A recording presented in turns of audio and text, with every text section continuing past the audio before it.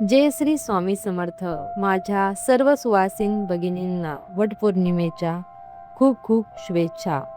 वटपौर्णिमा हा प्रत्येक विवाहित महिलेसाठी अत्यंत पवित्र आणि महत्त्वाचा सण आहे.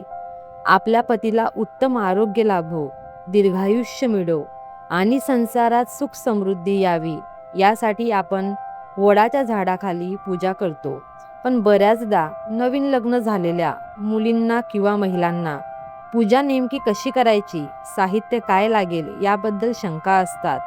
आजच्या या व्हिडिओमध्ये आपण वटपौर्णिमेची अत्यंत सोपी पूजाविधी, त्याचे नियम आणि या दिवशी कोणती विशेष स्वामी सेवा करायची हे अगदी सोप्या भाषेत पाहणार आहोत. व्हिडिओ शेवटपर्यंत नक्की पहा. पूजेची तयारी करताना आपल्याला फार काही अवघड साहित्याची गरज नसते. तर सर्वप्रथम आपल्याला एक ताट लागणार आहे आणि 2 विड्याचे पानं, एक सुपारी म्हणजे गणपतीची स्थापना करण्यासाठी, हळद, कुंकू, अक्षदा आणि फूल.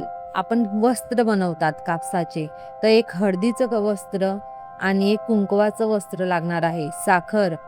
त्यानंतर आपल्याला तुपाचा दिवा आणि सावित्रीची ओटी भरण्यासाठी, ओटी जी असते ती बाजारात मिळते, तेही घेतली तरी चालेल किंवा तुम्ही साधी सोपी एक ब्लाऊज पीस, त्यावरती थोडे गहू आणि आंबा ठेवून देखील तुम्ही ओटी भरू शकतात.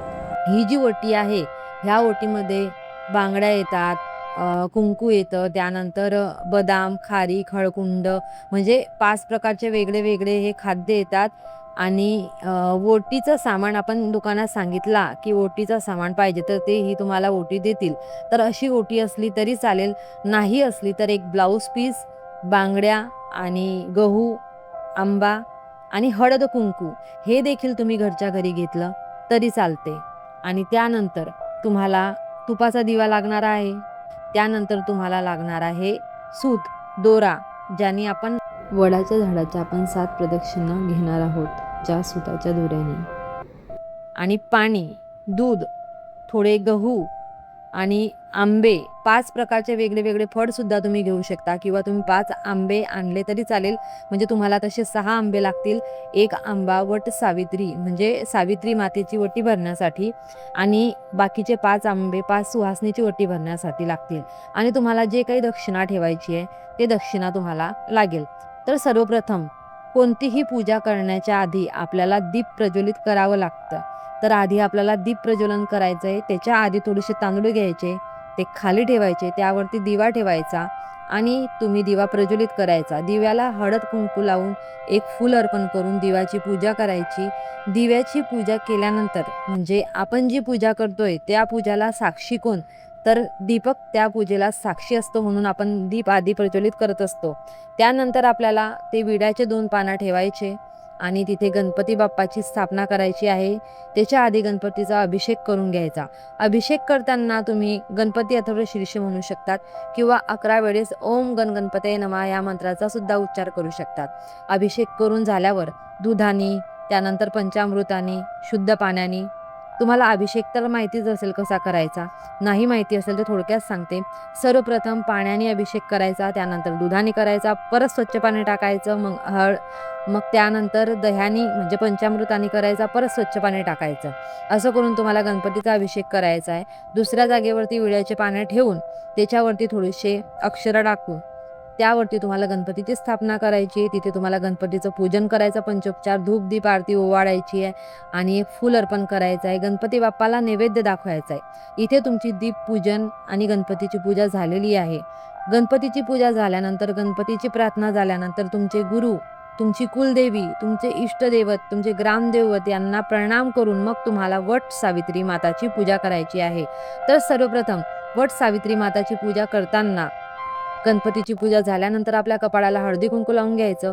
वट सावित्रीची पूजा करताना सर्वप्रथम त्याच्यावरती ज्या प्रकारे आपण गणपतीचा अभिषेक केला तसंच आपण वडाच्या झाडाचाही अभिषेक करायचा. स्वच्छ पाणी अर्पण करायचं, दूध अर्पण करायचं, परत स्वच्छ पाणी त्या झाडावरती टाकायचं, परत त्यावरती दही अर्पण करायचं म्हणजे पंचामृत अर्पण करायचं, परत स्वच्छ पाणी टाकायचं, तिथे हळदी कुंकू लावून घ्यायचं, धूप दीप ओवाळून घ्यायचा, पंचोपचार पूजन करून घ्यायचं. आणि त्यानंतर तुम्हाला इथे भरायची आहे वट सावित्रीची म्हणजे सावित्रीची ओटी. तर ओटी जर का तुम्ही साधी भरली, ब्लाऊज पीस आणि थोडे गहू, आंबा आणि जे काही दक्षिणा तुमच्याकडे असेल ते आणि हळदी कुंकुनी बांगड्या ह्या तुम्ही वटीमध्ये भरल्या तरी चालेल, किंवा तुम्ही मार्केटमधून तयार वटी आणली तरी सुद्धा तुम्हाला चालेल, काही हरकत नाही. महत्त्वाचा जो असतो तो आपला भाव असतो. आपण किती विश्वासाने पूजा करत आहे त्याला खूप जास्त महत्त्व असतं.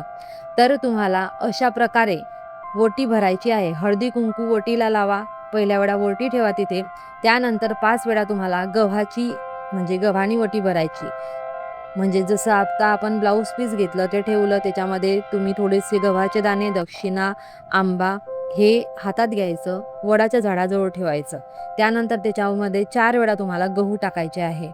इथे तुमची ओटी संपन्न झालेली आहे भरलेली. त्या ओटीला तुम्ही हळद कुंकू लावायचं आहे आणि तेच तुमच्या कपाळाला लावायचं आहे. त्यानंतर तुम्हाला दीप ओवाळून घ्यायचा आहे. नैवेद्यामध्ये तुम्ही साखर आणलेली तुम्ही साखर अर्पण करा, तुम्ही दूध आणलंय तुम्ही दूध अर्पण करा. बऱ्याचशा जागेमध्ये पुरणाचा नैवेद्य दाखवला जातो, तर तसं केलं तरी चालेल. म्हणजे तुमच्या भागामध्ये जशी तुमची रीत आहे त्या रीतीनुसार तुम्ही करू शकता. त्यानंतर आपल्याला वट सावित्रीची पूजा सर्वात महत्त्वाची म्हणजे आपल्या हातात जो सूत असतो, जो धागा असतो, तो धागा आपल्याला 7 वेळा 7 फेरे घेऊन किंवा 3 फेरे घेऊन किंवा 5 फेरे घेऊन त्याला लपटायचा आहे झाडाला. तर तुम्हाला काय करायचं आहे, धागा 1 वेळा गाठ मारून घ्यायची आणि 7 प्रदक्षिणा घ्यायच्या. बरेचशा महिला काय करतात, 7 वेळा फिरणं झालं आणि त्यांचा जो सूत असतो, त्याचा जो धागा असतो तो उडतो ना, तो तोडून सण्यासोबत घेऊन जातात. तर तसं नाही करायचं, पुरंचं पुरं सूत तिथेच लपटून ठेवून द्यायचं. पूर्ण धागा घरी न्यायचा नाही. जो तुम्ही सूत आणला आहे सोबत, तो पूर्ण सूत 7 वेळा लपटून त्यानंतर तिथेच ठेवायचा.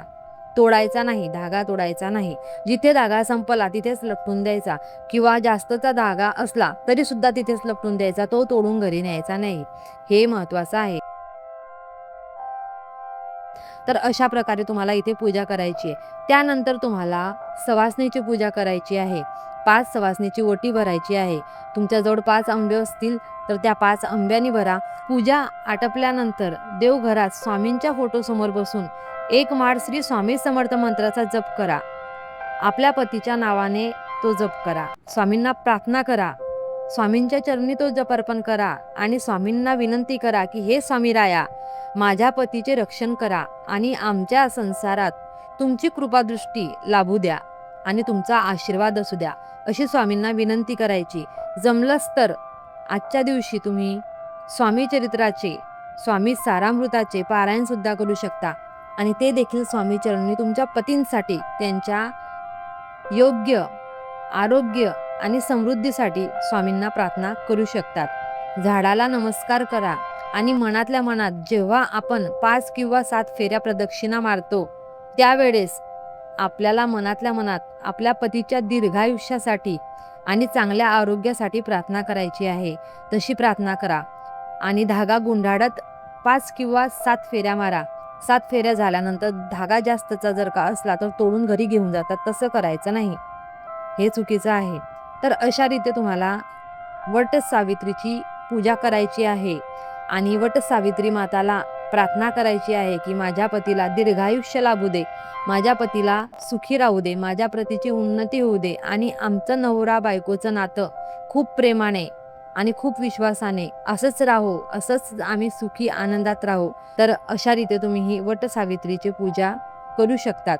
आणि तुम्हाला व्हिडिओ आवडला असेल तर ह्या व्हिडिओ दुसऱ्यांना शेअर करा, ज्यांना काही बुद्धी वगैरे माहिती नसेल त्यांना. आणि जर का खरंच मनापासून व्हिडिओ तुम्हाला पसंत असेल तर एक लाईक करायला विसरू नका. बाकी झालेली सेवा स्वामींच्या चरणी अर्पण करते आणि आजचा व्हिडिओ इथेच संपवते. श्री स्वामी समर्थ.